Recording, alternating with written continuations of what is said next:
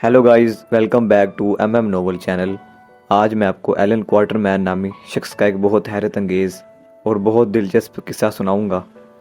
जिन दोस्तों ने स्टोरी का पार्ट 1, पार्ट 2 और पार्ट 3 नहीं देखा, वो पहले पिछले पार्ट देख लें ताकि उन्हें स्टोरी समझने में आसानी हो। और लाइक शेयर सब्सक्राइब भी लाजमी कर दें। तो शुरू करते हैं। इन्फा दोस्त ने जवाब दिया, अगर आप चांद बुझाने में कामयाब रहे तो लड़ाई शुरू होने में देर नहीं लगेगी।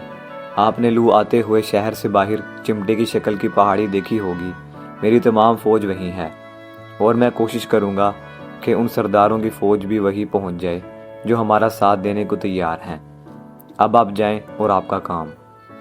ये कहकर इन्फा दोस्त तो रुखसत हुआ और हम ऐसी गहरी नींद सोए कि दिन चढ़े उठे। वो दिन हमने सैर सपाटे और गपशप में गुजारा, मगर हमें फ़िक्र लगी हुई थी कि चांद को ग्रहण न लगा तो क्या होगा। जब सूरज डूबा तो हम खाने पीने से फारिग होकर बुलावे का इंतज़ार करने लगे। हमने अपने लिबास के नीचे ज़रहें पहन ली और पिस्तौलों के अलावा राइफलें भी ले लीं। कोई 8:30 बजे तवाला की तरफ से एक हरकारा हमें बुलाने आया। लड़कियों का नाच शुरू होने वाला था। तवाला के डेरे के सामने मैदान में आज सिपाहियों की जगह सैकड़ों लड़कियां जमा थीं, जिन्होंने फूलों के हार पहन रखे थे। बीच मैदान में तवाला और सचरागा बैठे थे और गागोल तवाला के कदमों में बैठी कुछ बड़बड़ा रही थी। इन्फा दोस्त और कई दूसरे सरदार पीछे खड़े थे। उनमें वो सरदार भी थे जिनसे हमारी बातचीत हुई थी। तवाला कुछ खुश नज़र आ रहा था। हंस कर कहने लगा, आओ सितारे वालों, आज का नाच तुम्हें पसंद आएगा। यूं तो कल का तमाशा भी बहुत अच्छा था, मगर ना जाने क्यों तुमने उसकी दाद ना दी। खून बहाने में जो मज़ा आता है वो नाच गाने में कहाँ है। ये कहकर तवाला ने एक हक्का लगाया। फिर उसकी नज़र अगनूसी पर पड़ी तो कहने लगा, अबे लम ढींग, शुक्र कर के तू भी सितारे से आया है, वरना आज तेरी लाश को कुत्ते और गिद्ध खा रहे होते। गागोल जिस आदमी पर उंगली रख दे वो कभी जिंदा नहीं बचता। तू बड़ा सख्त जान है कि अभी तक इस दुनिया में मौजूद है। अगनूसी ने जवाब दिया, मेरी जान लेना कोई हंसी ठट्ठा नहीं। तुम्हारे जैसे कई मैंने तिक्का बोटी करके चील कौवों को खिला दिए हैं। ये सख्त जवाब सुनकर तवाला भून उठा और चीख कर बोला, चुप रह मरदूद, ज़्यादा बकवास की तो ज़ुबान खिंचवा दूंगा। ऐसा लगता था कि उस झगड़े की वजह से नाच गाना सब अधूरा रह जाएगा। हम बहुत परेशान हो रहे थे, मगर तवाला ना जाने क्या सोचकर गुस्सा पी गया और कहने लगा, नाच शुरू किया जाए। ढोलक पर थाप पड़ी और बांसुरी बजने लगी। लड़कियों ने छोटी छोटी टोलियों में नाचना और गाना शुरू किया। चांदनी रात, बाजों की हल्की हल्की सी धुन, लड़कियों की सफ़ेद लिबास और हारों की खुशबू गरज के अजीब दिल फरेब मंजर था।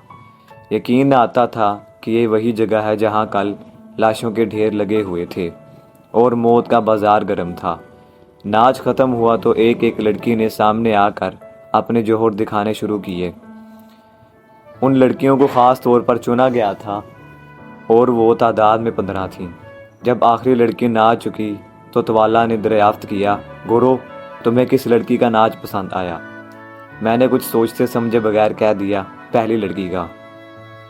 और इतना कहने के बाद मुझे ख्याल आया कि इन्फा दोस्त ने कहा था कि जिस लड़की का नाच सबसे ज़्यादा पसंद किया जाएगा उसे पहाड़ों की भेंट चढ़ना पड़ेगा। तवाला ने खुशी से हाथ मलते हुए कहा, बिल्कुल ठीक, मेरा भी यही ख्याल है। अब इस लड़की को हम पहाड़ों के देवताओं की भेंट चढ़ा देंगे। हाँ, मार दो इसे, गागोल मुनमुनाई। मैंने कहा, बादशाह सलामत, ये कैसा इंसाफ है। लड़की को इनाम देने के बजाय आप इसे मौत के घाट उतारना चाहते हैं। तवाला ने कहका मार कर कहा, गोरो, तुम्हारी अकल मारी गई है। ये हमारे मुल्क का दस्तूर है।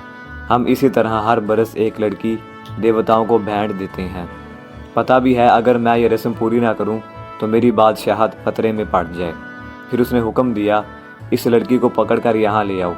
सचरागा नेज़ा उठा और अपना काम दिखा। सचरागा की बाछें खुल गईं। वो अपना नेज़ा हिलाने लगा। इधर दो जल्लादों ने दौड़कर लड़की को पकड़ लिया। लड़की ने चीख मारकर खुद को छुड़ाना चाहा, लेकिन जल्लादों ने घसीटकर उसे बादशाह के सामने ला खड़ा किया। गागोल ने पूछा, लड़की, तेरा नाम क्या है? लड़की ने कांपती हुई आवाज़ में जवाब दिया, मेरा नाम फुलाता है, लेकिन बादशाह सलामत, मेरा क्या कसूर है? जो मुझे कत्ल किया जा रहा है। लोगों, ये कैसा जुल्म है, गागोल ने कहा। लड़की, तेरे हक में मरना ही बेहतर है। शहजादा खुद अपने हाथों से तुझे हलाक करेगा। ये कितनी बड़ी इज्जत की बात है।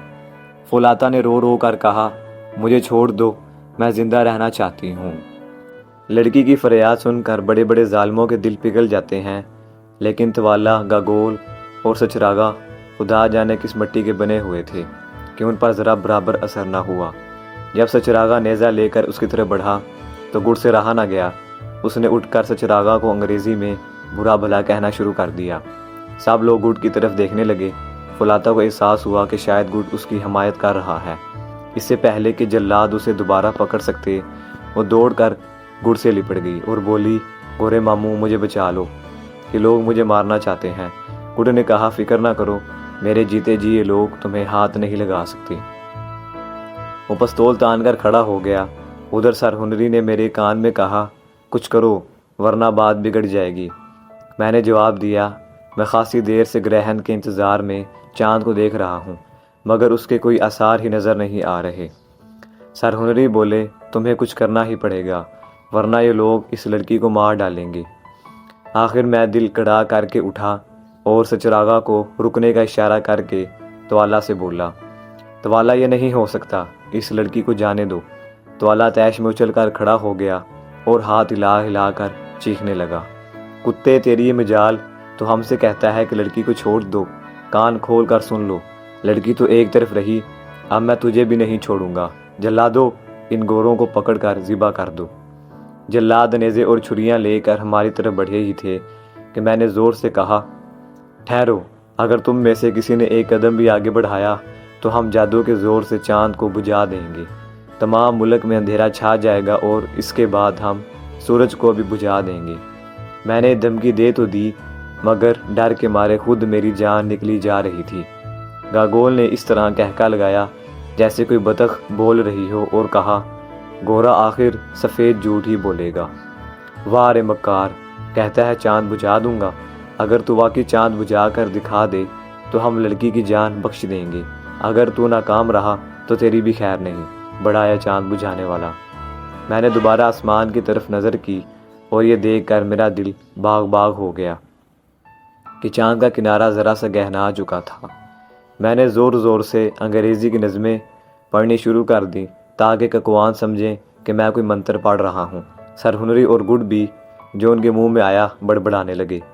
आहिस्ता आहिस्ता चांद पर साया बढ़ता गया। लोगों में दहशत फैल गई। एक दो आदमी चीखें मारते हुए भाग निकले। तवाला का रंग फक हो चुका था। मैंने रोबदार लहजे में ककवानों को डांटा, अब तुम्हें होश आया? तुमने देख लिया कि हमारा जादू कितना ज़बरदस्त है। वो बुढ़िया गागोल किधर गई जो हमारा मजाक उड़ा रही थी? बदबख्तो, हम तुम्हारे मुल्क को उजाड़ देंगे। इधर गुड़, जिसे पता नहीं कितनी ज़बानें आती थीं, बराबर कोई मंत्र पढ़ रहा था। मंत्र क्या था?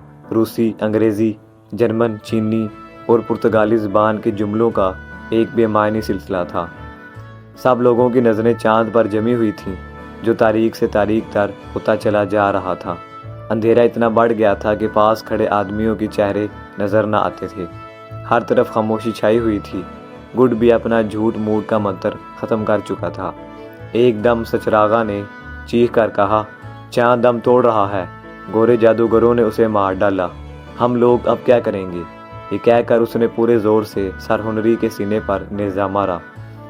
उसे पता न था कि सरहुनरी ने अपने लिबास के नीचे लोहे की ज़रा पहन रखी है। नेज़ा ज़रा से टकरा कर रुक गया। सरहुनरी ने फ़ौरन झटका देकर उससे नेज़ा छीन लिया और फिर इस ज़ोर से वार किया कि सचरागा धड़म से नीचे गिरा और मर गया। नेज़ा उसके सीने के आर पार हो गया था। ऐन उसी वक्त ग्रहण पूरा हो गया और ऐसी तारीकी छाई कि हाथ को हाथ सुझाई न देता था। तमाम लड़कियां खौफ से बावली होकर चीखती चिल्लाती इधर उधर भागने लगीं और तवाला, गागोल और जल्लाद भी भाग कर डेरे में जा घुसे। ज़रा सी देर में इस लंबे चौड़े मैदान में फुलाता, अगनुसी, इन्फादोस और उन सरदारों के सिवा जिन्होंने हमारा साथ देने का वादा किया था कोई ना रहा। मैंने कहा, सरदारों, तुम जो देखना चाहते थे हमने तुम्हें दिखा दिया। اب آؤ اس اندھیرے سے فائدہ اٹھا کر یہاں سے بھاگ چلیں، ہمیں اپنی فوجوں کے پاس پہنچ جانا چاہیے، ہمارے جادو کا اثر گھنٹہ 1.5 گھنٹہ تک اور رہے گا اور پھر چاند صاف ہو جائے گا۔ میری بات سے سب نے اتفاق کیا اور ہم وہاں سے اس پہاڑی کی طرف روانہ ہو گئے جہاں انفادوس کی فوج نے پڑاؤ ڈال رکھا تھا۔ فولاتا بھی ہمارے ساتھ ساتھ تھی۔ راستے میں کوئی دقت پیش نہ آئی۔ انفادوس اور دوسرے سرداروں کی موجودگی کی وجہ سے نہ ہمیں کسی نے ٹوکا اور نہ ہم ادھر ادھر بھٹکے۔ تیز تیز چلتے ہوئے ہم گھنٹہ بھر میں چمٹے کی شکل کی پہاڑی کے دامن میں پہنچ گئے۔ اس وقت گرہن ختم ہونے کو تھا اور پہاڑی پر ہر طرف سپاہیوں کی ٹولیاں حیران کھڑی چاند کو دیکھ رہی تھیں۔ انفادوس ہمیں پہاڑی کی چوٹی پر لے گیا جہاں بہت سے جھونپڑے بنے ہوئے تھے۔ ہمیں ایک جھونپڑے میں ٹھہرایا گیا اور ہم یہ دیکھ کر حیران رہ گئے کہ ہمارا وہ سامان جو لو میں رہ گیا تھا وہاں موجود ہے، یہاں تک کہ گڈ کی پتلون بھی کرینے سے تہہ کی ہوئی رکھی ہے۔ انفادوس نے کہا، میں نے اپنے آدمیوں سے کہہ دیا تھا کہ آپ لوگوں کی چیزیں اٹھا کر یہاں لے آئیں۔ گڈ پتلون پر اس طرح جھپٹا جیسے کوئی بھوکا کھانے پر ٹوٹ پڑے۔ انفادوس نے کہا کہ حضور اپنی خوبصورت ٹانگیں ہم سے نہ چھپائیے، لیکن گڈ نے پتلون پہن کر ہی دم لیا، کہنے لگا یہ میری ٹانگیں ہیں، کوئی سرکس کا تماشا نہیں۔ جاتے جاتے انفادوس نے کہا، اب آپ بے کھٹکے آرام فرمائیے، میں نے فوج کو حکم دیا ہے کہ کل صبح سویرے ایک جگہ جمع ہو جائے، میں اور اگنوسی سپاہیوں کے سامنے تقریر کریں گے۔ صبح اٹھ کر ہم نے سپاہیوں کو ایک جگہ جمع ہوتے دیکھا، کوئی 20,000 سپاہی تھے۔ مجھے لڑائی بڑھائی سے نفرت ہے، لیکن اس منظر کو دیکھ کر میرا دل بھی جوش سے بھر گیا۔ سب سے پہلے انفادوس نے تقریر کی اور سپاہیوں کو بتایا کہ گنوسی کون ہے اور اسے بادشاہ بننے کا حق کیوں حاصل ہے۔ اس نے توالا کے ظلم و ستم کا ذکر کیا اور ہماری طلسمی قوتوں کی تعریف کی۔ اس کے بعد اگنوسی تقریر کرنے کھڑا ہوا اور اس نے ایسا سما باندھا کہ ہزاروں کے مجمع کو اپنے بس میں کر لیا۔ اس نے شروع میں انفادوس کی باتیں دہرائیں اور آخر میں کہا، اب تم سمجھ گئے ہوگے کہ یہ لڑائی کس مقصد کے لیے لڑی جا رہی ہے، کہ سچ اور جھوٹ، انصاف اور ظلم کے درمیان لڑائی ہے۔ تم خود ہی فیصلہ کرو کہ تم میرا ساتھ دو یا توالا جیسے خونی لٹیرے اور لالچی آدمی کی طرفداری کرو گے۔ سرداروں، افسروں اور سپاہیوں، یہ فیصلے کی گھڑی ہے، بتاؤ تم کس کے ساتھ ہو؟ سب سپاہیوں اور افسروں نے ایک زبان ہو کر جواب دیا، ہم تمہارے ساتھ ہیں۔ اگنوسی نے کہا، تم نے اچھا فیصلہ کیا، یہ گورے لوگ بھی جنہوں نے کل رات چاند کو بجھا دیا تھا میرے ساتھ ہیں۔ اگر ہم بہادری سے لڑے تو کوئی وجہ نہیں کہ ہمیں فتح حاصل نہ ہو۔ میں وعدہ کرتا ہوں کہ اگر ہم جیت گئے تو میں تمہیں مال و مال کر دوں گا۔ اس کے علاوہ میں ان تمام ڈرونی اور خونی رسموں کو ختم کر دوں گا جو ہمارے ملک میں رائج ہیں۔ ہر آدمی کے ساتھ انصاف کیا جائے گا اور اگر ہم ہار گئے تو میں اسی پہاڑی پر لڑتے لڑتے جان دے دوں گا، لیکن میدان چھوڑ کر نہیں بھاگوں گا۔ کیا تم لوگ بھی میری طرح لڑنے مرنے کے لیے تیار ہو؟ سپاہیوں نے اچھل اچھل کر نعرے لگائے، ہم تیار ہیں، ہم تیار ہیں۔ جب سپاہی وفاداری کا حلف اٹھا چکے تو جلسہ ختم ہو گیا اور ہم اگنوسی اور باقی سردار آپس میں مشورہ کرنے لگے کہ جنگ کس طرح لڑی جائے۔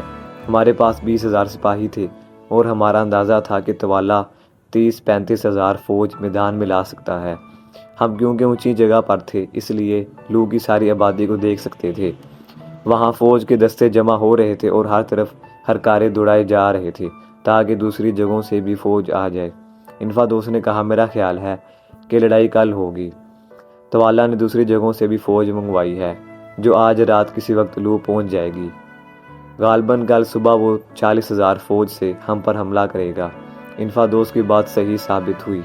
اس دن توالا نے حملہ نہیں کیا، ہم اپنے بچاؤ کی تیاریاں کرتے رہے۔ ہم نے پہاڑی کی طرف آنے والے راستوں پر بڑے بڑے پتھر ڈال کر رکاوٹیں کھڑی کر دیں اور ہم یہ دیکھنا چاہتے تھے کہ ہمارے پڑاؤ کے چاروں طرف جن سپاہیوں کو پہرے پر بٹھایا گیا ہے وہ پوری طرح ہوشیار ہیں یا نہیں۔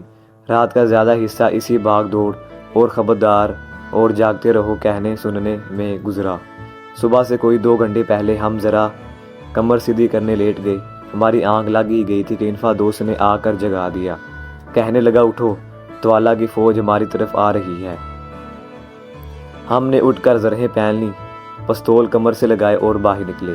اس وقت سر ہنری کا حلیہ دیکھنے سے تعلق رکھتا تھا۔ ایک ہاتھ میں ڈھال، دوسرے میں کلہاڑا، ذرا کے اوپر چیتے کی کھال کی جیکٹ، کمر میں خنجر اور پستول لگے ہوئے، اور سر پر شتر مرغ کے کالے پروں کی کلگی۔ وہ عین میں کوئی ککوان سردار معلوم ہو رہے تھے۔ لو سے باہر نکل کر طوالہ کی فوج 3 حصوں میں بٹ گئی۔ ہر حصے میں کوئی 12,000 آدمی ہوں گے۔ انفادوس نے کہا، یہ ہم پر 3 طرف سے حملہ کریں گے۔ یہ کوئی اچھی خبر نہ تھی۔ ہمیں اپنی فوج 3 طرف پھیلانی پڑی۔ سمت کی ہمیں فکر نہ تھی، کیونکہ ادھر ڈھلان اتنا سیدھا تھا کہ دیوار بن گیا تھا اور اس پر چڑھنا بہت مشکل تھا۔ دائیں بائیں بھی ہماری فوجیں اونچی اونچی جگہوں پر تھیں اور ان تک پہنچنا آسان نہ تھا۔ البتہ بیچ میں میدان خاصی دور تک پھیلا ہوا تھا اور ہمارے پاس اپنا بچاؤ کرنے کی جگہ کم تھی۔ یہ بھی خطرہ تھا کہ ادھر اگر ہمیں پیچھے ہٹنا پڑا تو دشمن ہماری دائیں اور بائیں بازو کی فوج پر پیچھے سے بھی حملہ نہ کر دے۔ جب تینوں حصے اپنی اپنی جگہ پر پہنچ گئے تو حملہ شروع ہوا۔ باقی 2 طرف کا منظر تو ہم نہ دیکھ سکتے تھے، البتہ بیچ کا مورچہ جہاں ہم کھڑے تھے ہماری نظر کے سامنے تھا۔ اشارہ پاتے ہی دشمن کی صفوں نے آہستہ آہستہ ہماری طرف بڑھنا شروع کیا۔ انہیں ڈھلان چڑھ کر ہم پر حملہ کرنا تھا، اس لیے وہ بھاگ دوڑ کر کے خود کو تھکانا نہ چاہتے تھے۔ جب وہ ہماری رائفلوں کی ضد میں آ گئے تو ہم نے خوب فائر کیے اور 15-20 آدمیوں کو مار گرایا، لیکن جہاں ہزاروں کا سامنا ہو وہاں 4 رائفلوں سے کیا ہو سکتا ہے۔ ذرا سی دیر میں وہ ہماری پہلی صف سے ٹکرا گئے۔ اب رائفل چلانے کی کوئی تک ہی نہ تھی، کیونکہ اس طرح ہمارے آدمیوں کے مرنے کا بھی خطرہ تھا۔ نیزوں کے ڈھالوں سے ٹکرانے اور سپاہیوں کے ہلڑ مچانے سے میدان اور پہاڑی گونج اٹھی۔ دشمن کے سپاہی ہوت والا اور ہمارے سپاہی اگنوسی اگنوسی کے نعرے لگا رہے تھے۔ ذرا سی دیر میں پتھریلی زمین خون سے سرخ ہو گئی۔ ہمارے سپاہیوں نے بڑی جی داری سے مقابلہ کیا، لیکن دشمن کی تعداد اتنی زیادہ تھی کہ ہمیں مجبور ہو کر پیچھے ہٹنا پڑا۔ پہلی صف کے سپاہی پیچھے ہٹ کر دوسری صف میں آ ملے، جو 50 گز کے فاصلے پر تھے۔ دیکھتے ہی دیکھتے دشمن طوفان کی طرح دوسری صف پر بھی ٹوٹ پڑا۔ یہاں بھی بڑی خون ریزی ہوئی اور آخر ہمارے بچے کچھ سپاہیوں کو ہٹ کر تیسری صف میں آنا پڑا، تو سب سے مضبوط تھی۔ حالت خاصی نازک تھی، لیکن اب دشمن کے سپاہیوں میں بھی پہلا سا دم خم نہ رہا تھا۔ وہ بہت بڑی تعداد میں زخمی ہلاک ہو چکے تھے۔ انہوں نے تیسری صف سے ٹکر لی تو مگر اسے توڑنے میں کامیاب نہ ہو سکے۔ لڑائی اب ہمارے بالکل پاس ہو رہی تھی۔ نیزے، خنجر اور کلہاڑے چل رہے تھے۔ سپاہی کٹ کٹ کر گر رہے تھے۔ زخمیوں کی ہائے ہائے اور لڑنے والوں کے نعروں سے کان پڑی آواز سنائی نہ دیتی تھی۔ ایک دم سر ہنری کو جوش آ گیا اور وہ کلہاڑا لے کر میدان میں کود پڑے۔ انہیں لڑتے دیکھ کر ہمارے سپاہیوں نے نعرہ مارا، ہمارا سنہرا ہاتھی آ گیا۔ انہوں نے اس زور سے جوابی حملہ کیا کہ دشمن کے پاؤں اکھڑ گئے اور ہم انہیں دھکیلتے ہوئے خاصے آگے پہنچ گئے۔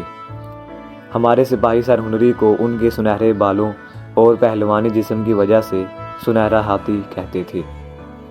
اس وقت ایک ہرکارا دوڑا ہوا آیا اور معلوم ہوا کہ بائیں مورچے پر بھی دشمن کو پیچھے دھکیل دیا گیا ہے۔ یہ سن کر میں اور گڈ خوش ہوئے، لیکن اچانک دائیں جانب زبردست شور ہوا اور ہمارے سپاہی پیچھے ہٹتے اور دشمن کے آدمی پہاڑی پر چڑھتے نظر آئے۔ اگنوسی نے فوراً انفادوس کی سفید ڈھالوں والی فوج کو، جسے ایسے ہی موقع کے لیے پیچھے بٹھا رکھا تھا، دائیں مورچے والوں کی مدد کو جانے کا حکم دیا۔ بدقسمتی سے میں اور گڈ ان کے سامنے کھڑے تھے۔ وہ جو اچانک اٹھ کر دوڑے تو ہم دونوں بھی ریلے میں آ کر دائیں مورچے کی طرف کھینچے چلے گئے۔ میرا لڑائی میں حصہ لینے کا کوئی ارادہ نہ تھا، لیکن اب بچنے کی کوئی صورت نہ تھی۔ میرے چاروں طرف ڈھالوں سے ڈھالیں ٹکرا رہی تھیں اور نیزے پھینکے جا رہے تھے۔ میں ہکا بکا کھڑا ادھر ادھر دیکھ رہا تھا کہ دشمن کا ایک ہٹا کٹا 6 فٹ کا جوان خون میں بھیگا ہوا نیزہ ہلاتا ہوا میری طرف جھپٹا۔ مجھے اور تو کچھ سوجا نہیں، میں ایک دم زمین پر لیٹ گیا۔ وہ اتنی تیزی سے میری طرف جھپٹا تھا کہ رک نہ سکا اور مجھ سے ٹکرا کر آگے جا گرا۔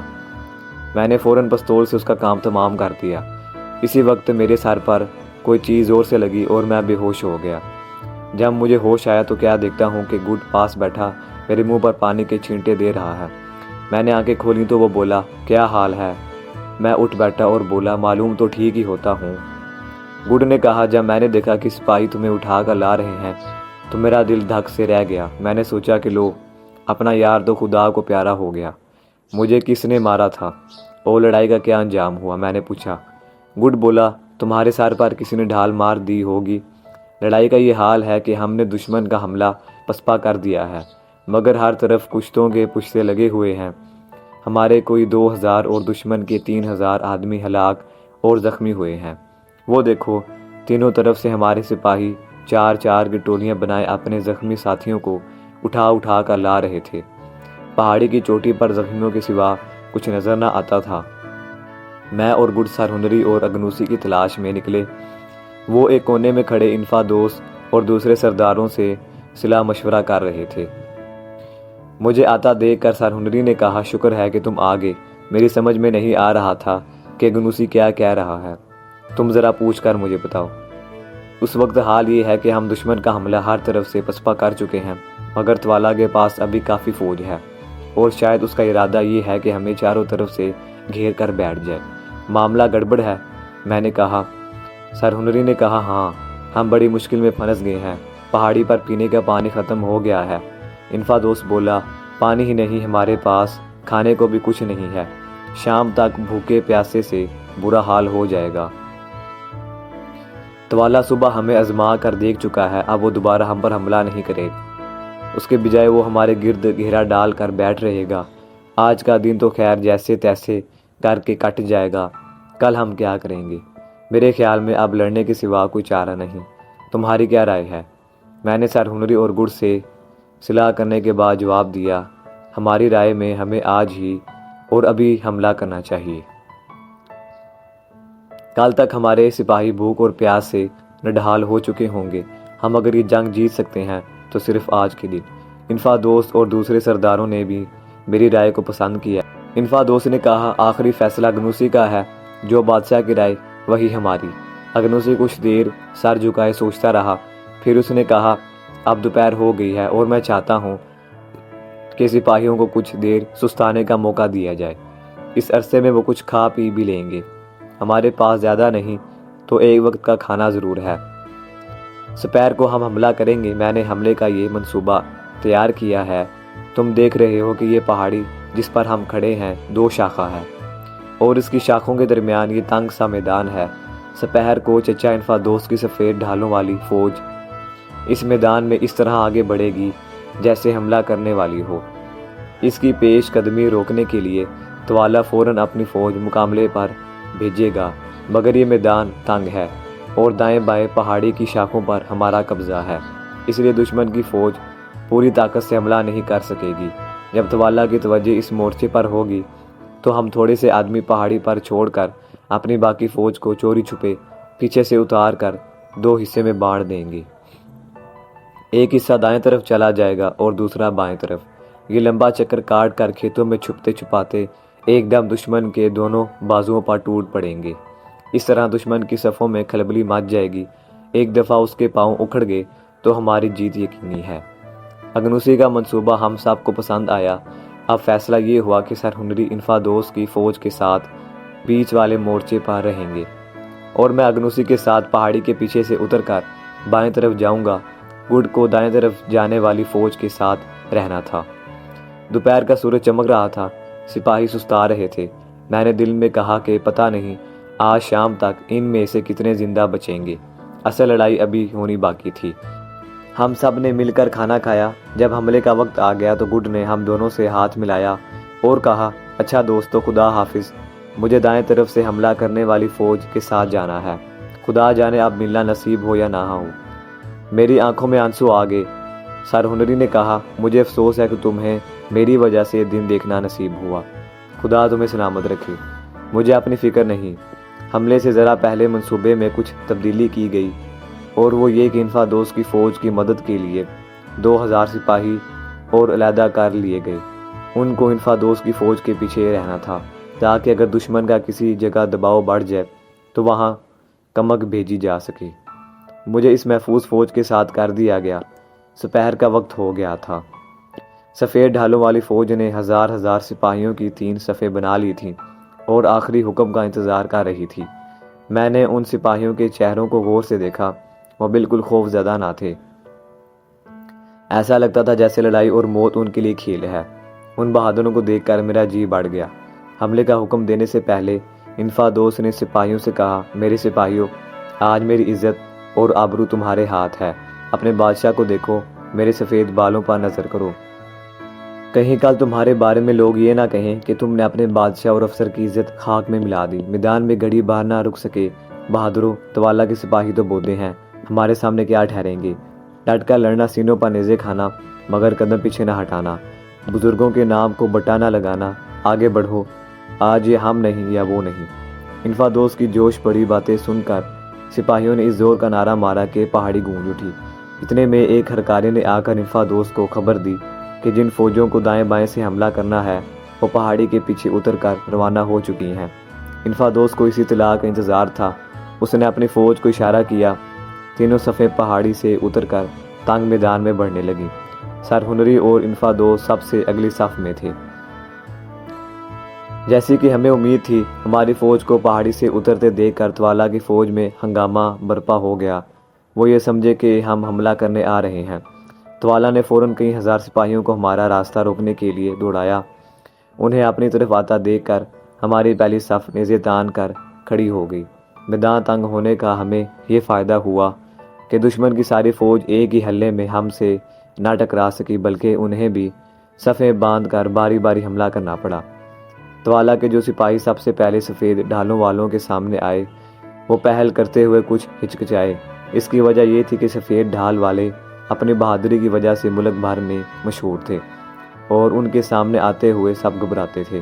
خیر، توالہ یا کسی دوسرے سردار کے اکسانے پر وہ وحشیوں کی طرح چیخ مار کر ہماری صف پر ٹوٹ پڑے اور فوراً ہی مار دھاڑ کا بازار گرم ہو گیا۔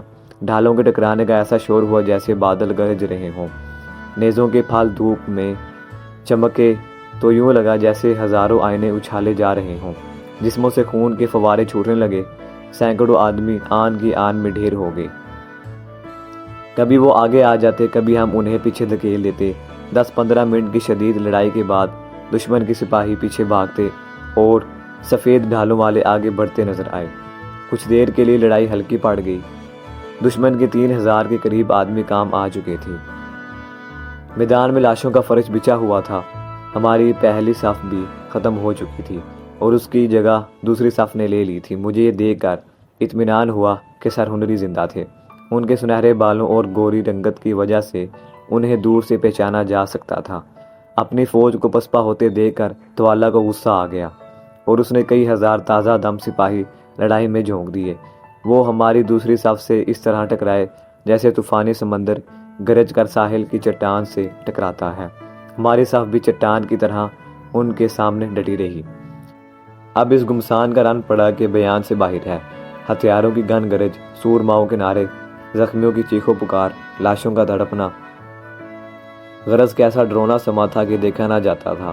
کچھ دیر کے لیے تو دشمن نے ایسا زور باندھا کہ مجھے یقین ہو گیا کہ ہمارے سپاہی پسپا ہونے والے ہیں، مگر انہوں نے ایسی بہادری کا ثبوت دیا کہ دشمنوں کے چھکے چھوٹ گئے۔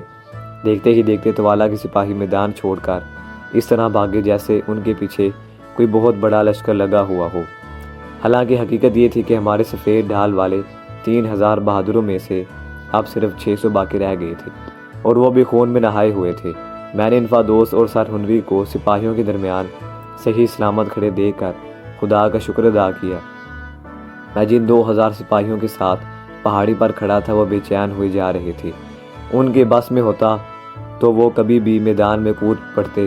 میں نے ان کے سردار سے پوچھا، نیچے ہماری فوج تھوڑی سی رہ گئی ہے، اسے ہماری مدد کی ضرورت ہے، ہم کب تک یہاں کھڑے رہیں گے؟ سردار نے جواب دیا، دیکھو دشمن کے کئی ہزار سپاہی ہماری طرف آ رہے ہیں، اب ہمیں انفادوس کی مدد کرنی چاہیے۔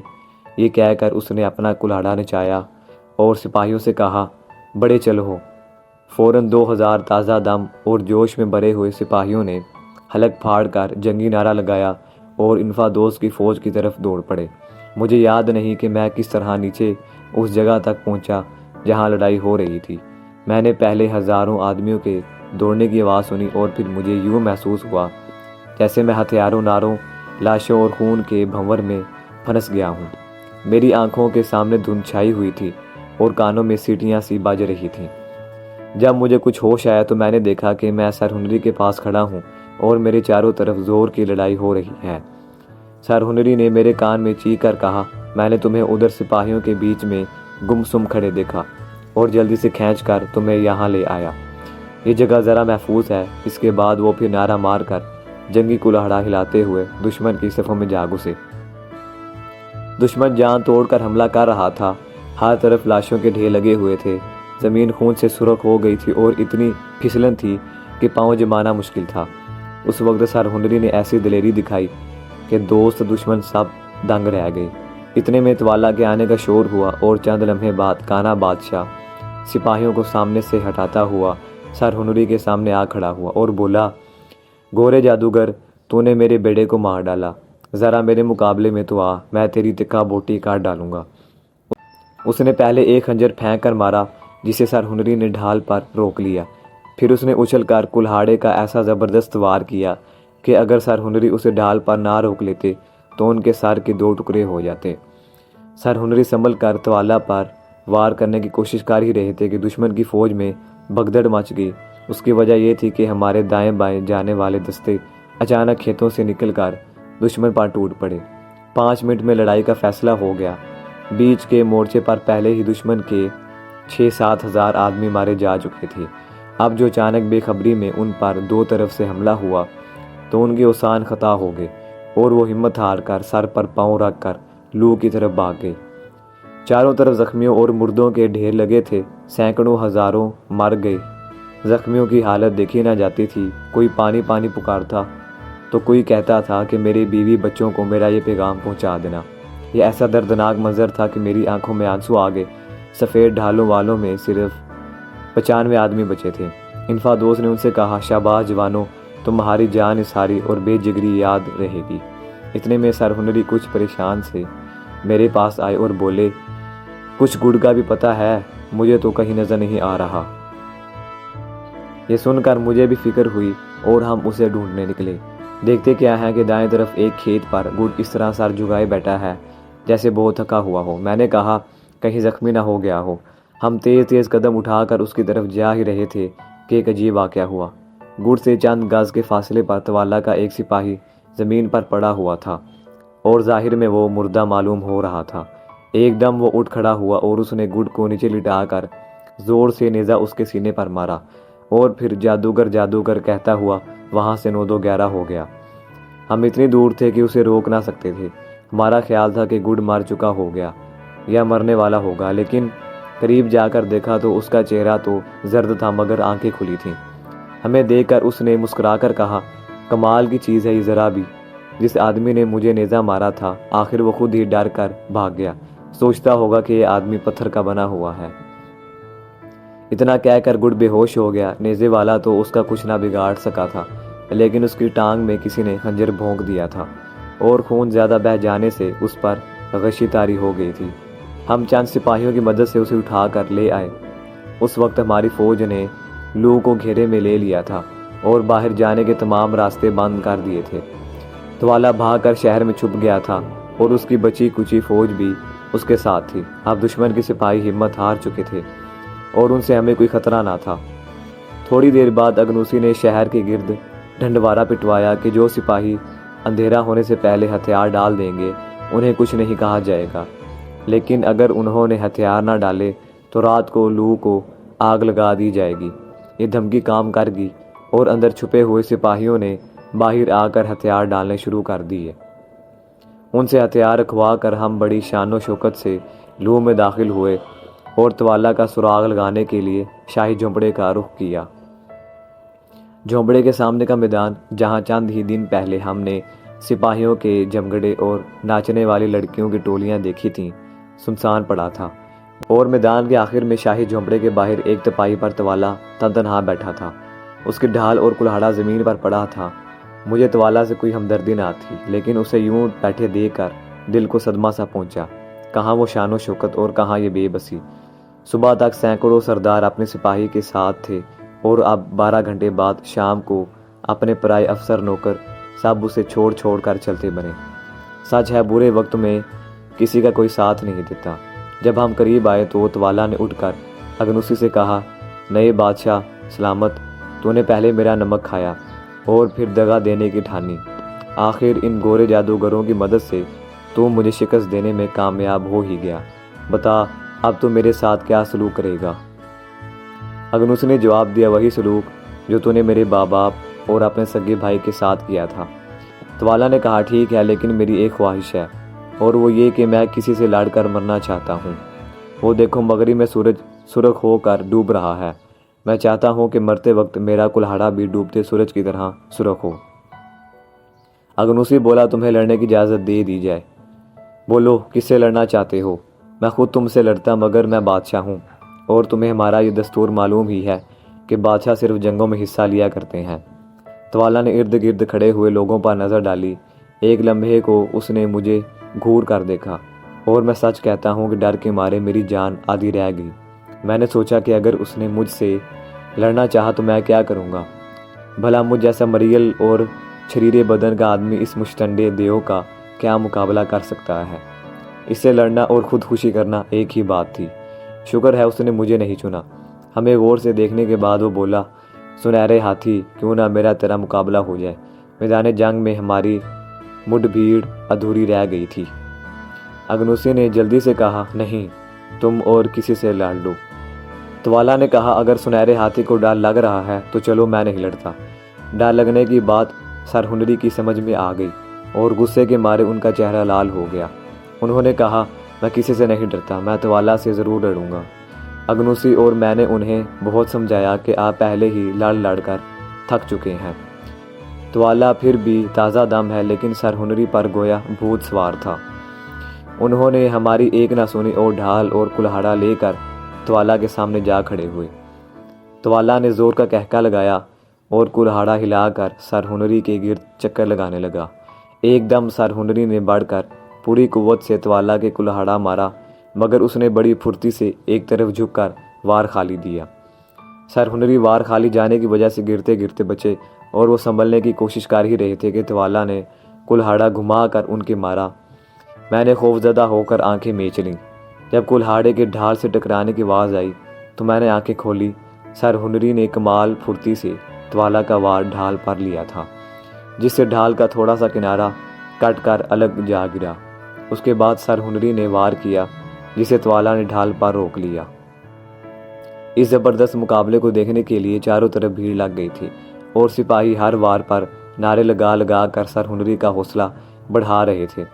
چند منٹ بعد سر ہنری نے موقع پا کر ایسا بھرپور ہاتھ مارا کہ کلہاڑا ڈھال کو چیر کر توالا کے کندھے پر لگا۔ توالا تکلیف سے بلبلا اٹھا، اور اس نے ایڑی چوٹی کا زور لگا کر کلہاڑا چلایا تو سر ہنری کی ڈھال کے دو ٹکڑے ہو گئے، جبڑے پر زخم آ گیا اور کلہاڑا ہاتھ سے چھوٹ کر گر پڑا۔ سر ہنری نہتے رہ گئے۔ توالا نے کلہاڑا اٹھا کر دوبارہ وار کرنا چاہا تو میں نے کہا کہ لو، اب ہمارے یار کا بچنا مشکل ہے، مگر سر ہنری نے توالا کو وار ہی نہ کرنے دیا۔ انہوں نے لپک کر اس کی کمر میں ہاتھ ڈالا اور اڑنگا مار کر نیچے گرا دیا۔ اب دونوں میں کشتی ہونے لگی۔ توالا چاہتا تھا کہ سر ہنری کو چت کر کے ان کے سینے میں خنجر مار دے، مگر سر ہنری اسے پرے دھکیل کر اپنا کلہاڑا اٹھانا چاہتے تھے۔ کچھ دیر کی ہاتھا پائی اور دھکا پیل کے بعد سر ہنری اپنا کلہاڑا اٹھانے میں کامیاب ہو گئے، مگر وہ ابھی سنبھلے ہی نہ تھے کہ توالا نے پھرتی سے خنجر نکال لیا اور پورے زور سے ان کے سینے پر وار کیا۔ اسے خیال بھی نہ تھا کہ سر ہنری ذرا پہنے ہوئے ہیں، جو خود اس نے ہمیں تحفے کے طور پر دی تھی۔ خنجر اچھٹ گیا اور توالا ذرا لڑکھڑا گیا۔ اس موقع سے فائدہ اٹھا کر سر ہنری نے کلہاڑا گھما کر مارا تو توالا کے سر کے دو ٹکڑے ہو گئے۔ اس کے ساتھ ہی سر ہنری بھی بے ہوش ہو کر گر گئے۔ ہم نے ان کے منہ پر پانی کے چھینٹے مارے، اور جب انہیں ہوش آ گیا تو اٹھا کر جھونپڑے میں لے گئے۔ جنگ ختم ہو چکی تھی اور اب اگنوسی ککوانوں کا بادشاہ تھا۔ مجھے صرف یہ فکر تھی کہ گڈ اور سر ہنری کی مرہم پٹی کیسے کی جائے، اور کون کرے۔ خوش قسمتی سے تھوڑی ہی دیر بعد گڈ کو پوری طرح سے ہوش آ گیا۔ اس نے اپنا دوائیوں کا ڈبہ منگوا کر اپنے اور سر ہنری کے زخموں کو ٹانکے لگا کر سیا اور ان پر جراثیم کش دوا مال دی۔ سر ہنری تو کچھ دن میں ٹھیک ہو گئے، مگر گڈ 10-15 دن بستر پر پڑا رہا۔ ایک دفعہ تو اس کی حالت اتنی بگڑ گئی کہ بچنے کی امید نہ رہی۔ بیماری کے دوران میں فلاطہ نے گڈ کی بڑی خدمت کی، رات دن اس کے پاس بیٹھی رہتی، دعائیاں بنا کر پلاتی، پنکھا جلتی اور دعائیں مانگتی۔ اس نے سچ مچ منہ بولی بھانجی ہونے کا حق ادا کر دیا۔ خدا خدا کر کے گڈ صحت یاب ہوا اور ہم نے سکھ کی سانس لی۔ دوستو، آج کے لیے اتنا ہی۔ امید ہے آپ کو یہ ویڈیو ضرور پسند آئی ہوگی۔ اسے لائک، شیئر اور سبسکرائب لازمی کیجیے گا۔ یہ سٹوری کا پارٹ 4 ہے، اس کا پارٹ 5 نیکسٹ ویڈیو میں آئے گا۔